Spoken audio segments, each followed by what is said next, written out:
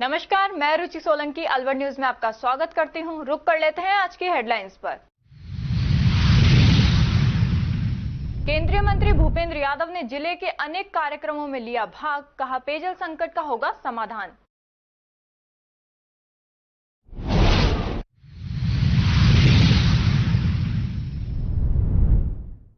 खैरथल में 50 करोड़ की लागत से बनेगा रेलवे ओवरब्रिज, खैरथल वासियों को जाम से मिलेगी मुक्ति।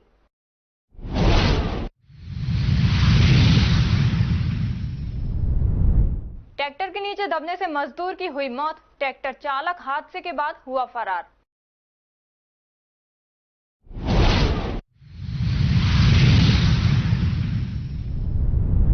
नेता प्रतिपक्ष टीकाराम जूली के पिता की मनाई पुण्यतिथि में राजस्थान और हरियाणा के कांग्रेसी नेताओं ने लिया भाग।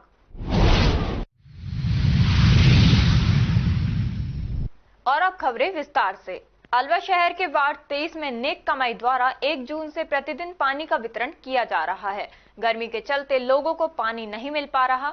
ऐसे में नेक कमाई ने मुहिम चला रखी है कि प्रतिदिन सेवाएं देकर लोगों की प्यास बुझा रहे हैं। मनप्रीत सिंह ने बताया कि हमारा लक्ष्य है कि पानी सबको मिले। नेक कमाई समूह द्वारा 16 दिनों से रोज टैंकर चलाए जा रहे हैं। नेता प्रतिपक्ष टीकाराम जूली ने अपने स्वर्गीय पिता स्वर्गीय लेखराम ठेकेदार की 15वीं पुण्यतिथि पर उन्हें याद करते हुए हृदय से श्रद्धापूर्वक नमन किया। समाजसेवी, भामाशाह, उद्योगपति एवं जनप्रतिनिधि के रूप में बहरोड जिले के अंतिम छोर पर बसे उनके पैतृक गांव काठूवास में औद्योगिक इकाई लेखराम इंटरनेशनल फैक्ट्री परिसर में बनाए गए उनके स्मृति स्मारक पर श्रद्धांजलि सभा का आयोजन किया गया। मेघवाल विकास समिति के पूर्व अध्यक्ष स्वर्गीय लेखराम ठेकेदार को याद करते हुए उपस्थित जन समूह की आंखें नम हो गई। सभी ने उनके व्यक्तित्व और कृतित्व को सामूहिक रूप से याद किया। जूली ने अपने स्वर्गीय पिता के जीवन पर प्रकाश डालते हुए कहा कि मेरे मार्गदर्शक और राजनीतिक गुरु मेरे पिता का जन कल्याण प्रमुख लक्ष्य रहा। वे अपने सिद्धांतों पर अडिग रहते हुए जीवन भर आमजन के प्रति समर्पित रहे। उनके विचार और आदर्श मेरी सबसे बड़ी पूंजी है। उन्होंने कहा कि उनके चेहरे की सहज मुस्कान सभी को आगे बढ़ाने की प्रेरणा देती थी। उन्होंने कहा कि दूरदर्शी होने के साथ सहज व्यक्तित्व के धनी स्वर्गीय लेखराम ठेकेदार मानव जगत की वह नर्सरी थे जहां कितने लोगों ने अपने परिवारों को सुरक्षित किया। उन्होंने कहा कि आज मैं जन सेवा का जो कार्य कर रहा हूं, उनके जीवन से मुझे उसकी मूल प्रेरणा मिली है। उनका संघर्षमय और सेवा भावी जीवन मेरे परिवार एवं उनके शुभ चिंतकों के लिए सदैव पथ प्रदर्शक रहेगा। उन्होंने कहा कि आज भले ही वे इस भौतिक संसार में नहीं हैं, लेकिन उनकी सोच और विचार सदैव जीवंत रहेंगे। इस दौरान हवन यज्ञ का आयोजन भी किया गया। खैरथल शहर की लंबे समय से चली आ रही बाईपास पर रेलवे ओवरब्रिज बनाने की मांग पर जल्द कार्य प्रारंभ होगा। काफी समय से बाजार में यातायात के दबाव की समस्या झेल रहे लोगों को रेलवे ओवरब्रिज बनने के बाद बाजार में लगने वाले जाम से काफी हद तक राहत मिलेगी। इस मामले में लंबे समय से रेलवे व RSRDC में डिजाइनिंग को लेकर सहमति नहीं बन पा रही थी। इससे काम में देरी हो रही थी। RSRDC के प्रोजेक्ट डायरेक्टर मनोज श्रीवास्तव ने बताया कि खैरथल में नए बाईपास पर 50 करोड़ की लागत से राज्य सरकार की ओर से रेलवे ओवरब्रिज का निर्माण कराना प्रस्तावित है। इसमें डिजाइनिंग की स्टेज पर काम रुका हुआ था। दरअसल रेलवे की बाउंड्री सीमा 38 मीटर चौड़ाई में है और RSRDC ट्रैक के दोनों ओर 42 मीटर में पिलर बनाना चाह रही थी। रेलवे ने सुरक्षा कारणों का हवाला देते हुए पिलर की नजदीक खुदाई से ट्रैक को नुकसान होने की आशंका जताते हुए 54 मीटर के डिस्टेंस पर ट्रैक के दोनों ओर पिलर बनाने का पक्ष रखा था। RSRDC ने 54 मीटर की दूरी को मजबूती के हिसाब से अनुकूल नहीं माना था। इस पर काफी समय से रेलवे व RSRDC में बैठकों का दौर चला और सहमति के प्रयास किए गए।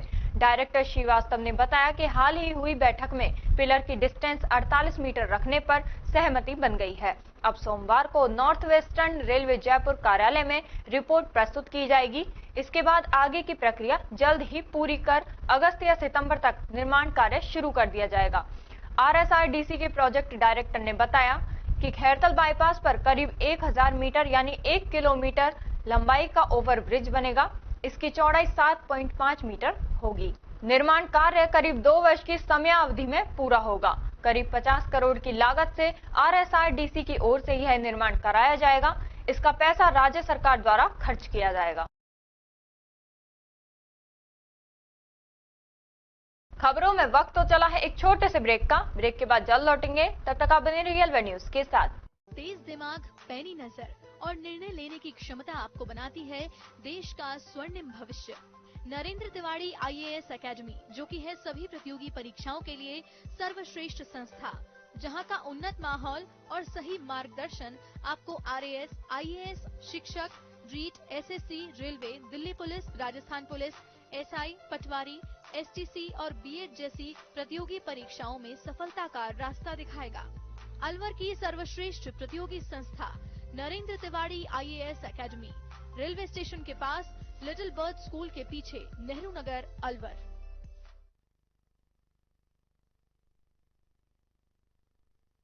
ब्रेक के बाद आपका स्वागत है। बढ़ते हैं अगली खबर की ओर।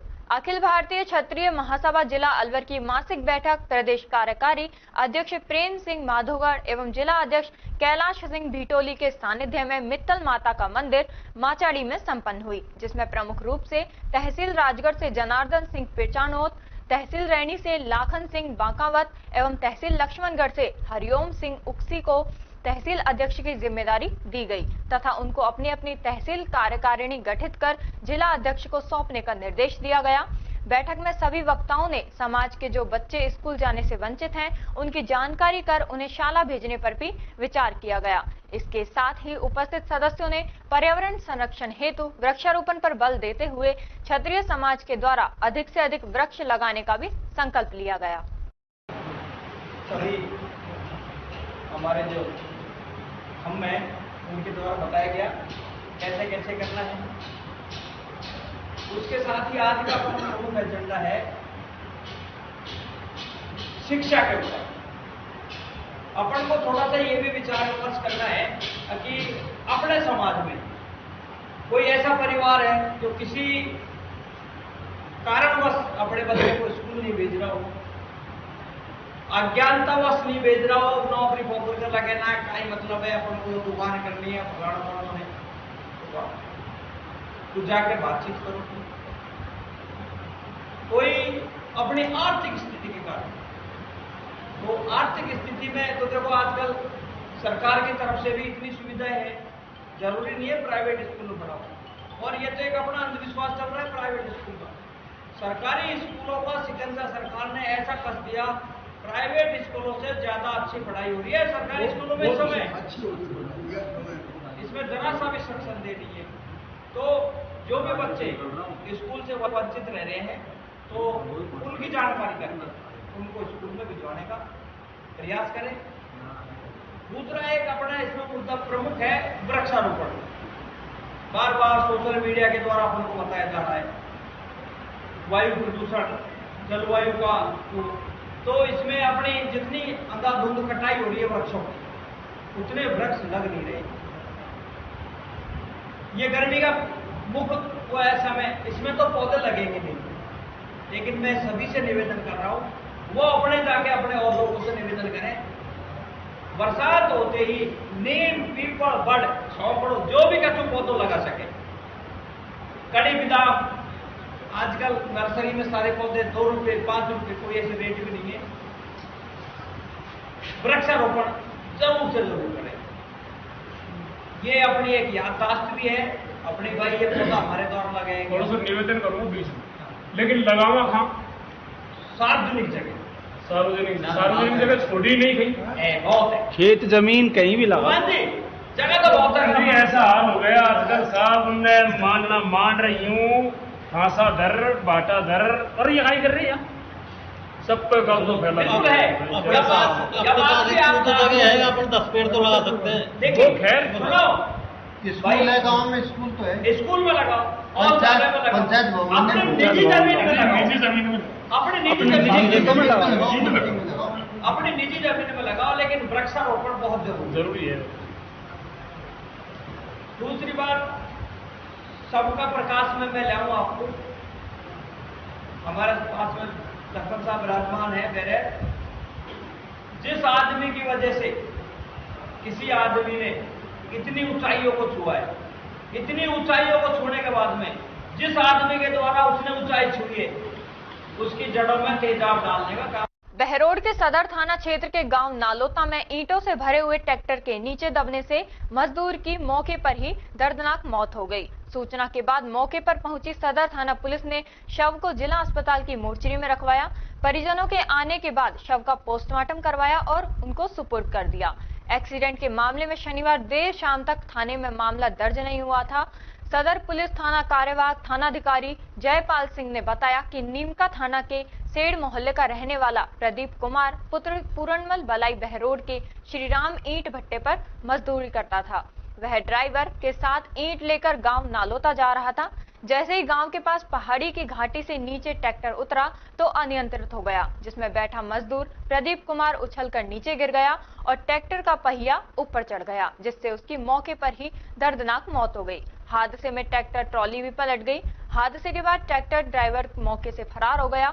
एक्सीडेंट की सूचना राहगीरों ने पुलिस को दी। मौके पर आसपास के लोगों और ग्रामीणों की भीड़ जमा हो गई। सूचना पर एम्बुलेंस पहुंची और अचेत अवस्था में प्रदीप को जिला अस्पताल लाया गया, जहां चिकित्सकों ने उसे मृत घोषित कर दिया।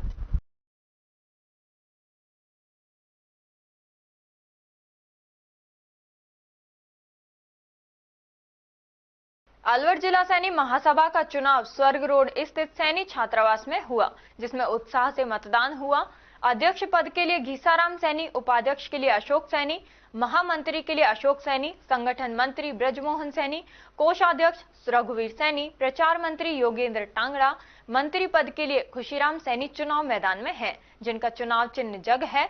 वहीं चुनाव चिन्ह पतंग के लिए अध्यक्ष पद पूरनमल सैनी, उपाध्यक्ष मनोहर लाल सैनी, महामंत्री बोधन राम सैनी, संगठन मंत्री लक्ष्मण सैनी, कोषाध्यक्ष मुन्नालाल सैनी, प्रचार मंत्री प्रभुदयाल सैनी और मंत्री पद के लिए भगवान सैनी चुनाव मैदान में है। मतदान हो रहा है और मतदान बहुत ही सौहार्दपूर्ण वातावरण में हो रहा है और ऐसा लगता है कि समाज में एक बहुत बड़ा उत्सव मनाया जा रहा है और मैं यही कामना करता हूँ कि समाज में चुनाव हो और निष्पक्ष तरीके से हो, पारदर्शिता बनी रहे। ये हमारा प्रयास है और जिसमें शायद हम पूरी तरह कामयाब भी हो रहे हैं।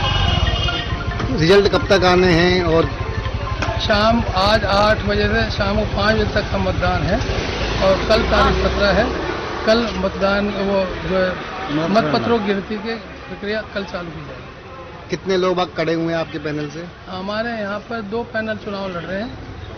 एक में मैं पूर्णमल सैनी अध्यक्ष पदकार एवं मेरा 7 प्रत्याशी है, 6 प्रत्याशी मेरे साथ हैं और दूसरे में एक अन्य प्रत्याशी है जिसके साथ भी 6। शुभ नाम आपका सर? मैं पूर्णमल सैनी अध्यक्ष अलवर जिला सैनी महासभा और हमारा चुनाव चिन्ह पतंग है और ऐसा लगता है कि समाज हम पूर्ण रूप से आशीर्वाद देने जा रहा है। प्रक्रिया सुबह 8 बजे से आरंभ हुई थी और शाम को 5 बजे तक चलेगी। चुनाव शांतिपूर्ण सुचारू रूप से चल रहा है, कहीं कोई प्रॉब्लम नहीं है क्योंकि समाज का चुनाव है। मैं जग पैनल से अशोक कुमार सैनी महामंत्री पद का उम्मीदवार हूँ। हमारे पैनल में 7 लोग हैं। अध्यक्ष श्री घीसाराम सैनी, उपाध्यक्ष अशोक सैनी, फिर महामंत्री पद पर मैं स्वयं हूँ और ब्रजमोहन जी संगठन मंत्री, योगेंद्र टाकड़ा जी प्रचार मंत्री और रघुवीर सैनी कोषाध्यक्ष और खुशीराम सैनी जी हमारे मंत्री हैं।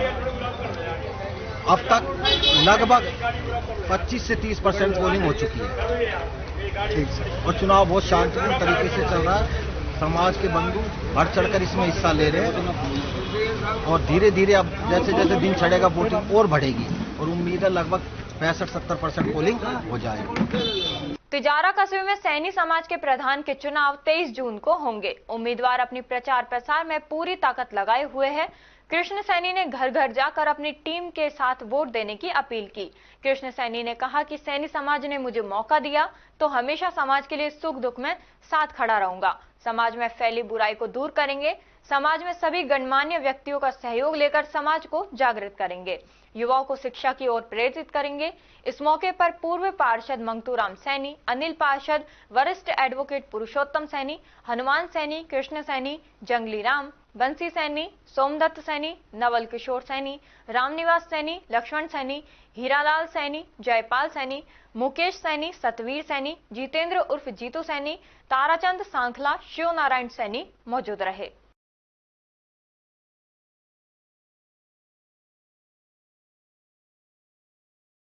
गोविंदगढ़ कस्बे में रविवार को भागीरथ जयंती धूमधाम से मनाई गई। कार्यक्रम के मुख्य अतिथि अलवर सांसद केंद्रीय कैबिनेट मंत्री भूपेंद्र यादव रहे। उन्होंने ओड समाज के लोगों को दिल से धन्यवाद देते हुए कहा कि पिछली बार उन्होंने खेड़ा महमूद गांव को गोद लिया तो उन्होंने भागीरथ जयंती पर आने का निमंत्रण दिया था, तो अब की बार आपने अलवर का सांसद और मंत्री बनाकर मुझे यहां बुलाया है।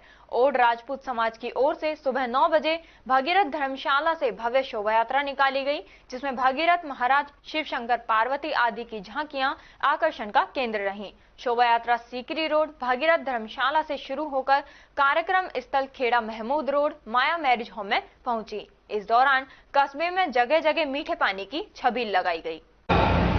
कंधे से कंधा मिलाकर खड़े होने पर मैं पूरे ओड समाज का हाथ जोड़ के प्रणाम करता हूं। आपको बहुत बहुत धन्यवाद। मंच पर अभी जब मेरा परिचय करा रहे थे तब कह रहे थे भूपेंद्र जी का समाज भी यहीं पर है। अरे आप भी मेरे ही समाज हो। मैं 36 बिरादरी का नेता हूं, मैं हरीफ समाज का हूं, तो मैं ओड समाज का भी उतना ही आपके बीच में आपका बेटा बनकर के आया। मंच पर उपस्थित श्री रामस्वरूप जी ओड, हमारे ओड समाज के अध्यक्ष श्री इंदाल सिंह जी, अध्यक्ष गोविंदगढ़ ओड समाज, भाई सुखवंत जी, हमारे प्रत्याशी रहे भाई जय आहूजा जी, जिला अध्यक्ष श्री अशोक गुप्ता जी, लोकसभा में मेरे चुनाव के संयोजक श्री संजय नरूका जी, श्री ओम प्रकाश चौहान जी, श्री प्रेम ओड जी, श्री निर्मल सूना जी, और मेरे साथ लगातार सक्रिय रहे हमारे ओबीसी मोर्चा के जिलाध्यक्ष श्री सुदेश सामरा जी, श्री शिवनारायण जी कामरेड, श्री रवि जी, श्री रमन गुलाटी जी, श्री रमेश नाहा जी और उपस्थित समाज के सभी भाइयों और बहनों, वापिस से एक बार फिर आपको हाथ जोड़ के प्रणाम करता हूं। ये भी मेरा सौभाग्य रहा कि कुछ दिन पहले प्रयागराज बीकानेर एक्सप्रेस का हमने गोविंदगढ़ में ठहराव कराना सुनिश्चित किया। अब हम विकास को भी गोविंदगढ़ में ला करके गोविंदगढ़ के बाकी भी विकास के काम को पूरा करने का काम करेंगे। मैं ये कहना चाहता हूं, और ये ओड समाज के सारे सरपंच बैठे हैं, मैं कहूंगा कि एक दिन सारे मिलकर मेरे पास दिल्ली या अलवर में आओ। ओड समाज का जहां गांव हो वहां पर जल जीवन मिशन को पूरा करना, घर घर पानी पहुंचाना, उसमें मेरे साथ सहयोग करो।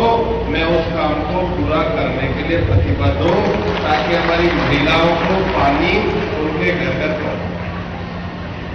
दूसरा काम, हर गांव में बच्चों के पढ़ने के लिए ई लाइब्रेरी और खेल का मैदान के लिए मेरे साथ काम करो।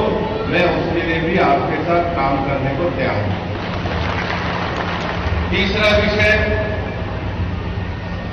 हमारी महिलाओं के सेल्फ हेल्प ग्रुप बनने चाहिए। प्रधानमंत्री नरेंद्र मोदी जी ने एक विषय दिया है कि आने वाले 5 साल में प्रधानमंत्री जी गांव-गांव में सेल्फ हेल्प ग्रुप के माध्यम से लखपति दीदी बनाना चाहते हैं।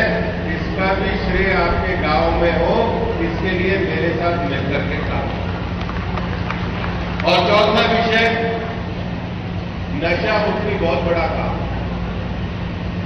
अभी भी गांव के नौजवानों में जो नशे की आदत है उसके खिलाफ हमको लड़ना चाहिए। और 5वां विषय, नौजवानों के रोजगार के लिए स्किल डेवलपमेंट का प्रोग्राम भी ये चलाना चाहिए। किसी भी समाज में जब तरक्की आती है तो तरक्की आने का पहला पैमाना हमेशा ये होता है कि गांव में सड़क, पानी, बिजली पहुंचा या नहीं पहुंचा, सड़क और बिजली तो पहुंचे, लेकिन पानी और परिवार ने कहा। गांव में नई पीढ़ी में पढ़ने का माहौल बना नहीं बना, तो उसके लिए ई लाइब्रेरी एक बड़ा विषय। गांव में महिलाओं के लिए आर्थिक रूप से पैसे में वो मजबूत हुई या नहीं हुई, मेरा मानना है सेल्फ हेल्प ग्रुप एक बड़ा काम। नौजवानों के स्किल के लिए काम हुआ या नहीं हुआ, उसको करना एक बड़ा काम है। भागीरथ बनने का अर्थ ये है कि जहां पर धरती पूरी तरीके से रेतीली हो, उस धरती को हरा भरा बनाने वाले को ही भागीरथ कहते हैं। आपको भागीरथ की संतान यहां पर बैठे और इसलिए काम वही कर सकता है जो नशे में ना हो, इसलिए नशा मुक्ति बहुत बड़ी बात है। मैं आज आपके समाज के बीच में आया हूं। मैं जानता हूं राजस्थान में बहुत बड़ी संख्या में आपका समाज है, अलवर जिले में भी आपका समाज बड़ी संख्या में है और विशेष रूप से रामगढ़ जिले में बहुत बड़ी संख्या में आपका समाज काम करता है। मेरे सामने एक विषय आपके समाज के द्वारा कई बार कहा गया है और मैं ये कहना चाहता हूं कि यहां पर गोविंदगढ़ में आपकी जो धर्मशाला जीवशील है उसको नए तरीके से बनवाने का काम कीजिए। मैं सांसद कोष से जितनी राशि कहोगे सहायता करने के लिए तैयार हूं। एक ऐसा प्रेरणा स्थल बनाइए जहां गांव में बच्चे रहने वाले बच्चे पढ़ सके, नौकरी चाहने वाले बच्चे कोचिंग कर सके, स्किल डेवलपमेंट करने वाले बच्चे स्किल सीख सके। और मैं 5 साल कदम से कदम मिला करके आपके समाज के साथ चलने को तैयार हूं। ये भूपेंद्र यादव, ये आपका साथ है। मैं जानता हूं जहां पर आपका एक भी वोट था, उन्होंने बड़ा खुलकर, बड़ी मजबूती से, बड़ी ताकत के साथ मेरे को सहयोग दिया है। इस सहयोग को मैं कर्जे के साथ आपके बीच में रह करके उतारूंगा। बहुत बहुत धन्यवाद। जय हिंद, जय भारत। और मैं हर गांव तक पहुंच करके विकास कार्यों में आपके साथ रहूंगा। हम सब मिलकर प्रधानमंत्री नरेंद्र मोदी जी के नेतृत्व में मजबूत भारत बनाएंगे, अपने गांव को भी मजबूत बनाएंगे। बहुत बहुत धन्यवाद। जय हिंद। समाज की क्या मांग थी जो उन्होंने पूरी करी यहाँ पे? आज हमारे समाज की कोई मांग नहीं है, हमने एक ही मांग रखी है। हमारे समाज को जो वोट गठन होना है राजस्थान सरकार में, हर समाज का है वोट, तो उसके विषय पे हमने अपनी बात की। प्लस हमारे समाज को जितने समाज राजस्थान, हरियाणा, आंध्र, जितने प्रदेश है राजस्थान को छोड़कर, उनमें SC ST में दर्जा मिला हुआ और समाज को राजस्थान में OBC में ले रखा है। इसलिए हमें ये डिमांड भी रखी है, हमको SC में या ST में धर्मशाला बनाने की मांग की थी आप? धर्मशाला उन्होंने स्वयं अपने विवेक से देख के, पिछली बार धर्मशाला में प्रोग्राम रखा था, खंडन होनी पड़ी थी, हालत डेंजर है स्थिति में। उन्होंने आज घोषणा कर दी जितना भी पैसा लगेगा उस धर्मशाला में पैसा लगा के आप एस्टीमेट बनवा दीजिए। एस्टीमेट बनाने के बाद में उसको तुड़वा के दोबारा से बनवाएंगे। वो उन्होंने पहले से चुनाव पीरियड में भी अच्छे कहा। केंद्रीय मंत्री भूपेंद्र यादव राजगढ़ क्षेत्र के भजेड़ा गांव मीन भगवान के मंदिर पर 2 दिवसीय कार्यक्रम में पहुंचे, जहां उन्होंने मीन भगवान की विधिवत रूप से पूजा अर्चना की। इस दौरान ग्रामीणों ने व भाजपाई ने फूल माला व साफा पहनाकर स्वागत किया। केंद्रीय मंत्री भूपेंद्र यादव ने संबोधित करते हुए कहा कि जो संविधान में बाबा साहब अंबेडकर ने आरक्षण दिया था वो देश की लोकसभा में ना आ पाए, ये काम कांग्रेस ने किया था। बाबा साहब अंबेडकर से जुड़े जो पदचिन्ह थे, चाहे उनकी शिक्षा इंग्लैंड में हुई हो, चाहे इन्होंने देश का संविधान बनाते समय दिल्ली के बंगले में रहे हो, चाहे भगवान बुद्ध के विचारों से प्रभावित होकर नागपुर में दीक्षा ली हो या मुंबई की चौतन्य भूमि को पंचशील बनाने का काम किया हो। उन्होंने कहा कि बाबा साहब को भारत रत्न तब मिला जब कांग्रेस की सरकार नहीं थी। उन्होंने कहा कि भारतीय जनता पार्टी और प्रधानमंत्री नरेंद्र मोदी बाबा साहब के संविधान को लागू करने के लिए व सुरक्षित करने के लिए पूरी तरह से प्रतिबद्ध हैं। उन्होंने कहा कि जो मुझे पानी की नहर बात कही गई है उसके लिए 5 साल कदम से कदम मिला करके उसको पूरा करने का काम आपके साथ मिलकर करूंगा। जल जीवन मिशन हर गांव में लागू हो। भजेड़ा गांव में केंद्रीय विद्यालय के लिए लंबे समय पूर्व जमीन का आवंटन किया गया था। कार्य शीघ्र हो उसके लिए जनता का प्रतिनिधि बनकर के खड़ा रहूंगा व पूरी मेहनत करूंगा। उन्होंने कहा कि वे 36 कोमों व पूरे अलवर जिले के सांसद हैं। सबका साथ सबका विकास की बात आती है तो मन में भेदभाव विषय नहीं करता। जब विकास की बात आती है तो सारी विधानसभाओं को एक होकर करते हैं। उन्होंने कहा कि उनका सौभाग्य रहा कि 19 अप्रैल को चुनाव समाप्त हुआ, उसके बाद पार्टी ने उनकी ड्यूटी ओडिशा में लगाई। कि संविधान में जो बाबा साहब अम्बेडकर ने आरक्षण दिया था वो देश की लोकसभा में ना आ पाए। ये काम कांग्रेस ने किया था, बीजेपी ने नहीं। बाबा साहब अम्बेडकर से जुड़े हुए जो पंचतीर्थ थे, चाहे उनका जन्म मऊ में हुआ हो,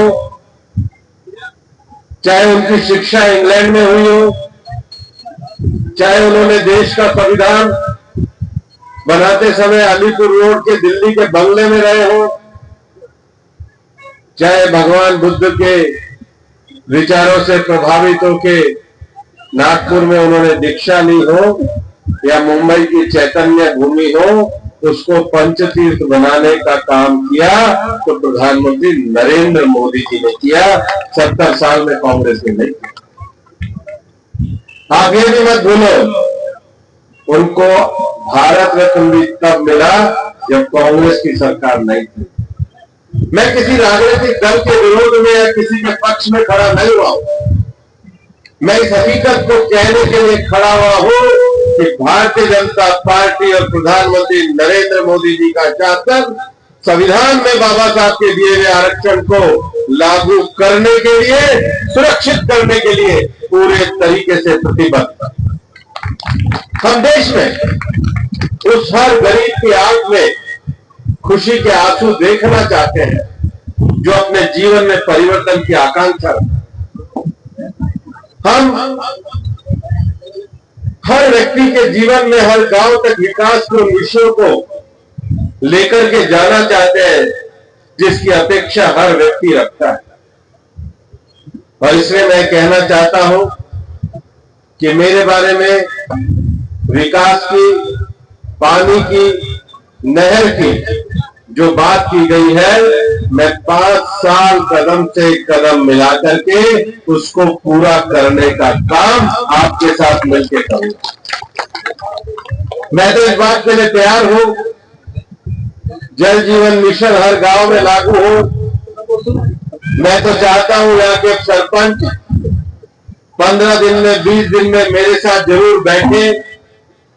गांव में जहां कमी रह रही है, जहां प्रशासनिक बाधाएं खड़ी है, मेरे साथ बैठकर उसकी रिव्यू और समीक्षा करें और मैं आपकी रिव्यू और समीक्षा के आधार पे प्रशासन के साथ तालमेल बिठा करके जल जीवन मिशन और हर घर में पानी पहुंचाने का काम करने के लिए 24 घंटे प्रतिबद्ध है।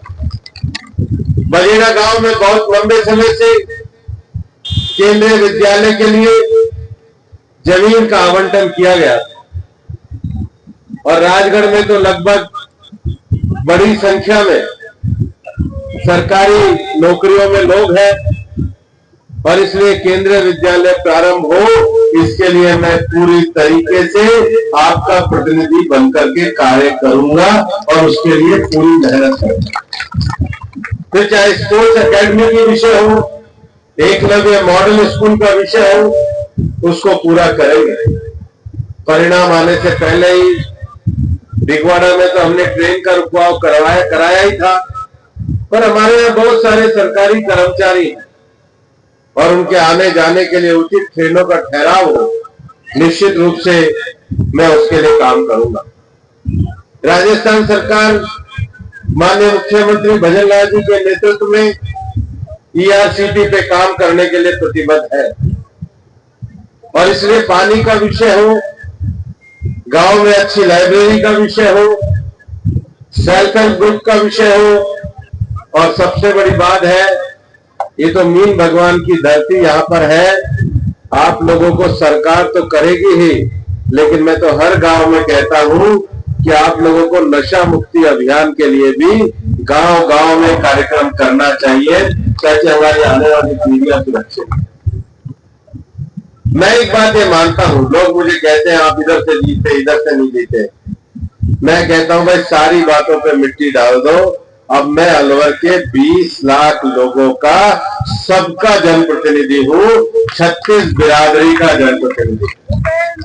ये मत सोचो कि भूपेंद्र यादव कहाँ जन्म लिया है, किस समाज से आता है। जब आप धरती के पहले अवतार मीन भगवान के वंशज हो तो हम तो बाद वाले के सब एक ही हैं। मैं 36 बिरादरी का सांसद हूँ, आपका भी उतना हूँ जितना सभी समाज का।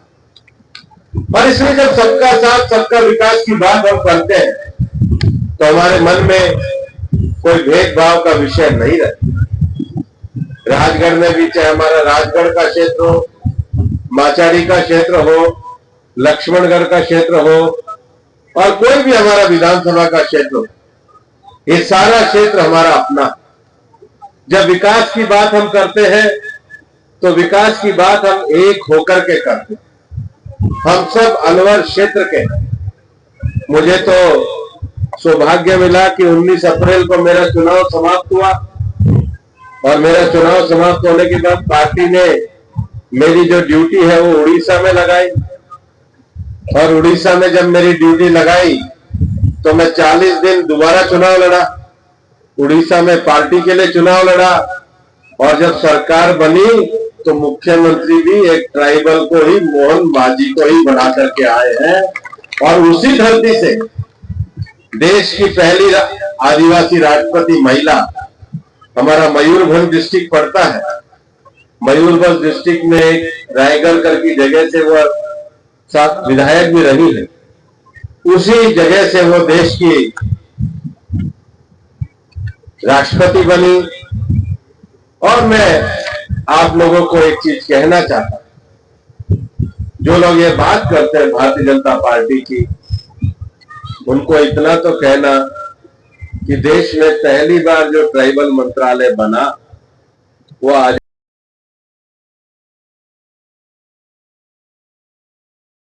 हरसौली कस्बे के समीपवर्ती ग्राम जटियाना में आज गांव की बैठक हवलदार हनुमान की अध्यक्षता में आयोजित की गई। बैठक में प्रजापत समाज द्वारा लाल डोरे में हॉस्पिटल हेतु जमीन दान देने की घोषणा की गई। करण सिंह मास्टर की पहल पर ग्राम में 300 पौधों का वृक्षारोपण करने हेतु प्रत्येक परिवार अपने परिवार के नाम से उस पौधे की सार संभाल करने पर सभी सहमत हुए। पौधों को पानी हेतु टैंकर की व्यवस्था की जिम्मेदारी करण सिंह मास्टर द्वारा स्वेच्छा से ली गई। बरसात से पहले पौधों हेतु गड्ढे खोदने की जिम्मेदारी बाबूलाल सरपंच ने ली।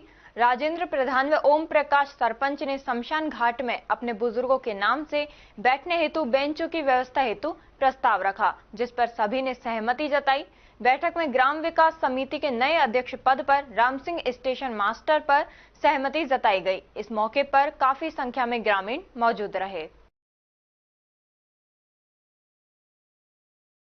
अलवर पुस्तक एवं स्टेशनरी व्यापार समिति के अध्यक्ष सचिव व कोषाध्यक्ष पद के लिए मन्नीकाबड़ स्थित जैन उच्च माध्यमिक विद्यालय में सुबह 10 बजे से चुनाव शुरू हुए, जो दोपहर 2 बजे तक संपन्न हुए। इसके बाद काउंटिंग की प्रक्रिया शुरू हुई।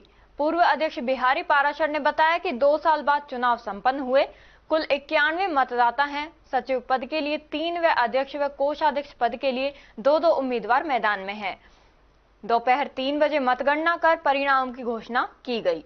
मेरा नाम बिहारी पाराशर है, अध्यक्ष अलवर पुस्तक स्टेशनरी व्यापार समिति। आज 2 साल पूर्ण होने के बाद समिति के चुनाव जैन सीनियर सेकेंडरी स्कूल में हो रहे हैं। शांतिपूर्ण मतदान हो रहा है। कुल 91 मतदाता हैं और इसमें अध्यक्ष और सचिव और कोषाध्यक्ष के चुनाव आज हो रहे हैं। किसी भी तरह की कोई समस्या नहीं है। आज प्यार मोहब्बत से कार्यक्रम चल रहा है और 2 बजे तक ये मतदान होगा। 3 बजे बाद मतगणना चालू हो जाएगी। जो भी प्रत्याशी इसमें जीतेगा उसका घोषणा कर दी जाएगी। कितने कैंडिडेटों ने भाग लिया है? 2 तो अध्यक्ष के लिए, 3 सेक्रेटरी के लिए। खबरों में वक्त तो चला है एक छोटे से ब्रेक का। ब्रेक के बाद जल्द लौटेंगे, तब तक आप बने रहिए अलवर न्यूज के साथ। Hey everyone, I am Vaibhav Agrawal from CMRS Institute and I am studying in this coaching from 9th and my experience is so good and the faculties is also so good. I can't explain in my words. They focus in each student and her Sunday को यहाँ mock test होता है जो कि बहुत अच्छा होता है, और यहाँ सारी क्लासेस वेंटिलेटेड है, एसी है, और जो टीचर्स है वो भी बहुत अच्छा है, डिसिप्लिन रखता है, सारे बच्चे डिसिप्लिन में रहते हैं, और यहाँ का एनवायरनमेंट भी बहुत अच्छा है, और सारे बच्चे बहुत अच्छा रिजल्ट करते हैं यहाँ से, और नीट जेईई के लिए तो बहुत ही ज़्यादा अच्छा है, सारे बच्चे पे फोकस करता है और सारी चीज़ें बहुत नीट जेईई के अकॉर्डिंग होती है। और यहाँ के सर सारे बच्चों को अपने सेल्फ गाइडेड भी करता है, अगर हम कुछ पूछे तो डाउट क्लियर करता है, पूरा डाउट क्लियर करके ही भेजता है, हम अगर कभी भी उनसे मदद मांगे तो वो हमें दे देता है। Hey everyone, I am Divam Arya, studying in CMRS from 9th class. My experience in this coaching is very good. All the faculties of our coaching is experienced and they have very good study material to further studies. Our environment in the coaching is very disciplined and the decorum of our coaching is very well.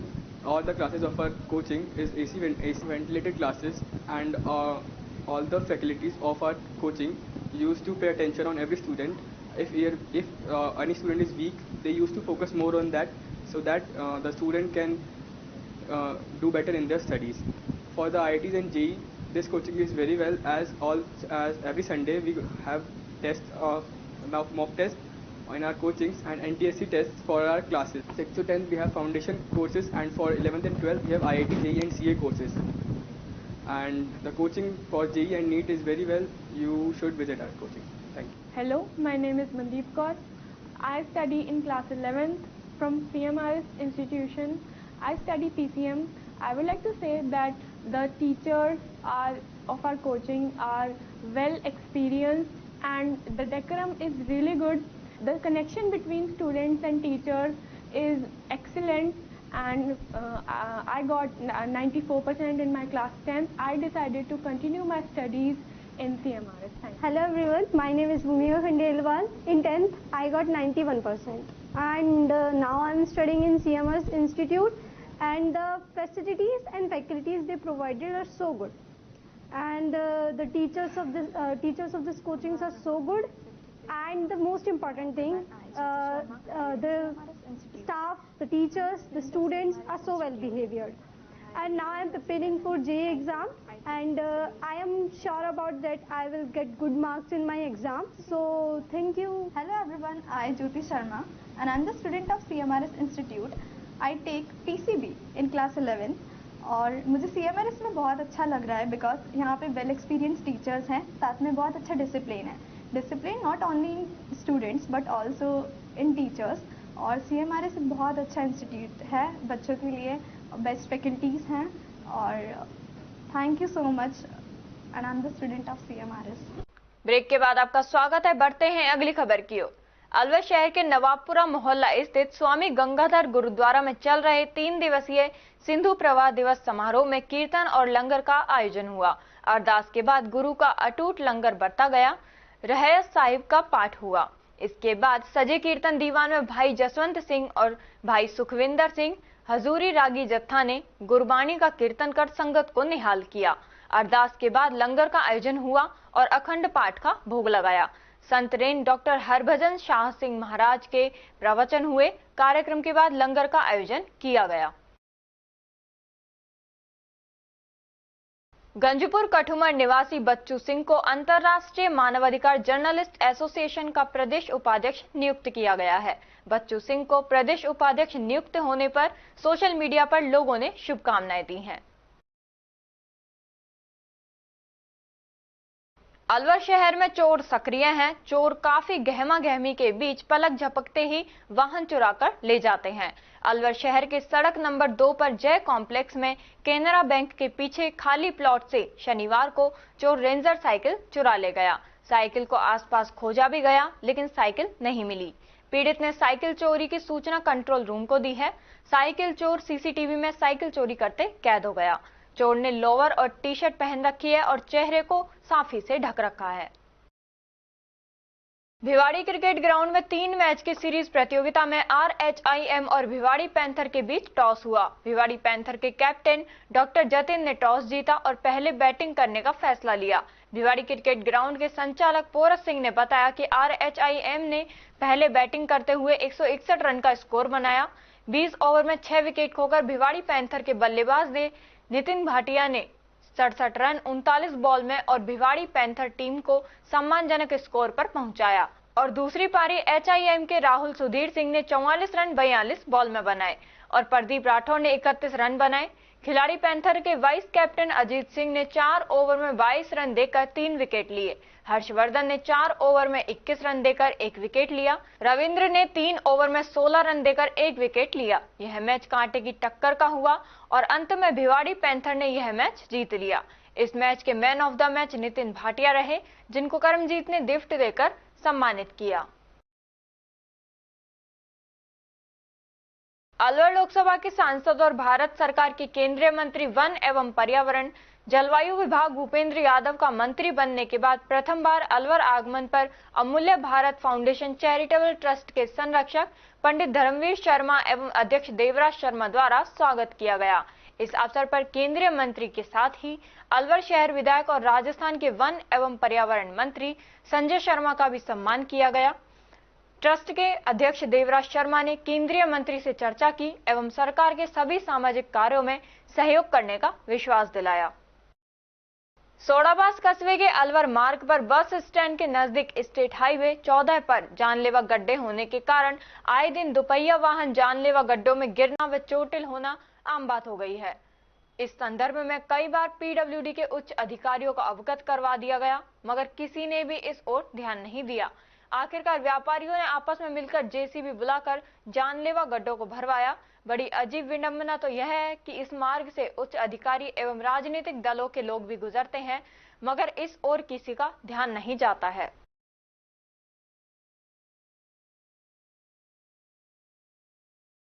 जिला मुख्यालय पर स्थित जनाना अस्पताल के ward संख्या 34 में भीषण गर्मी में मरीज परेशान है, लेकिन अस्पताल प्रशासन कतई गंभीर नहीं है।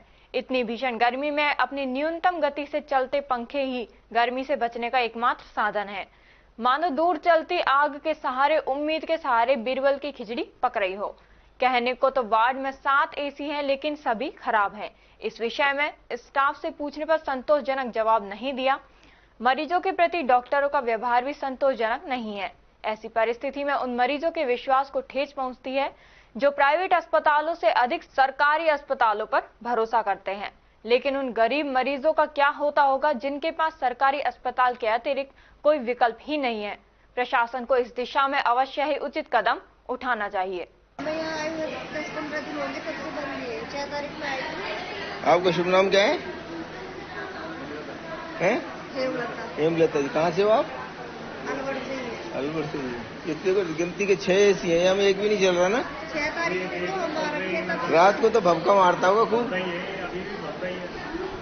और मुश्किल पंखे भी बंद हो जाते हैं, चलते नहीं है। पंखे भी बहुत कम स्पीड में चल रहे हैं ना। इतनी गंदी आवाज, बातचीत करने के लिए वो लोग किसी को अच्छी तरह से बात नहीं करते, कोई भी नहीं करता। और डॉक्टर्स वगैरह वो तो सब अपनी ड्यूटी करते हैं, बाकी नहीं। जवाब कैसा देते हैं डॉक्टर से पूछते हो तो? उनका तो अच्छा जवाब। डॉक्टर ठीक बोलते हैं? अच्छा। केवल अपने अधीनस्थ कर्मचारी हैं वही उटपटांग बोलते हैं।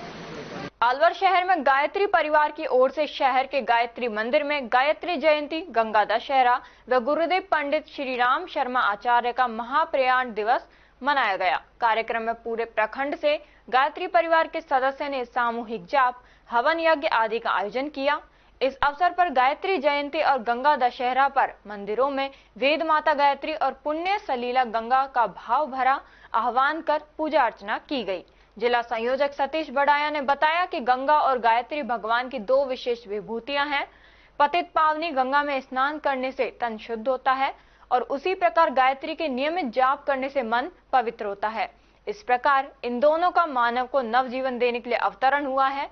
गायत्री और सूर्य की उपासना से साधक के प्राणों का शोधन होता है और ऊर्जा संचालित होती है। जी बाबूजी, क्या नाम है और आज क्या आयोजन? गायत्री सतीश बड़ाया, जिला संयोजक गायत्री परिवार अलवर।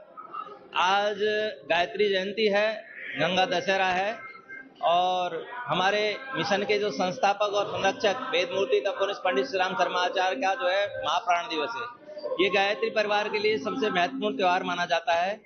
इस दिन प्रत्येक गायत्री साधक अपनी श्रद्धा को प्रकट करने के लिए, अपनी ऊर्जा को विकसित करने के लिए, अपने जीवन को उत्कृष्ट और श्रेष्ठ बनाने के लिए गायत्री महामंत्र की आहुतियां समर्पित करते हैं। प्राणी मात्र के लिए और ये बड़ा महत्वपूर्ण अनुष्ठान होता है। 9 दिन तक 24,000 गायत्री मंत्रों का जाप करने के बाद आज उसकी पूर्णाहुति की गई। इसमें महामृत्युंजय मंत्र की आहुतियां दी और गायत्री मंत्र की माँ गंगा का पूजन किया गया और गौ माता की विशेष आहुतियां पर्यावरण के लिए, जलवृष्टि के लिए हमने आहुति दी, प्राणी मात्र के कल्याण के लिए, और ये सब हम लगातार करते रहते हैं। इसमें हमने गायत्री मंत्र से जो दीक्षित होने वाले भाई नए परिजन हैं उनको हमने गायत्री मंत्र की दीक्षा दी। विवाह दिवस संस्कार मनाए गए और जन्म दिवस संस्कार मनाए गए। इसके बाद में हमारा उत्कर्ष कैंप 23, 24, 25 तारीख को उत्कर्ष कैंप जो 15 से और 20 साल के जो बच्चे हैं उनकी प्रतिभा को विकसित करने के लिए हम जो है उत्कर्ष कैंप का जो है आयोजन कर रहे हैं। और जो रचनात्मक गतिविधि के लिए हम मिशन हवन 9 कुंडीय गायत्री महायज्ञ किया गया। 9 कुंडीय गायत्री महायज्ञ किया गया, गुरुदेव गायत्री माता का पूजन। और खबरों में बस इतना ही। तब तक आप बने रहिए अलवर न्यूज के साथ। नमस्कार।